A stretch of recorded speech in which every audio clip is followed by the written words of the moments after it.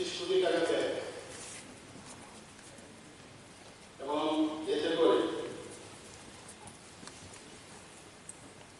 প্রায় 45 কোটি টাকা বরাদ্দ।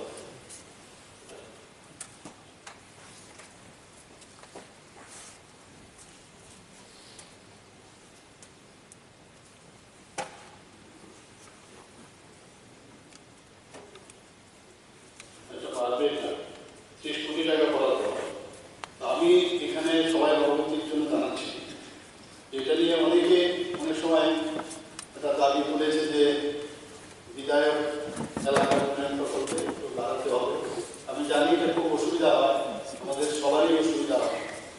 তো এর জন্য আমি ঘোষণা দিতে চাই এই বিধানসভায় যে আরো 25 লক্ষ টাকা করে সবার জন্য আরো বরাদ্দ হবে।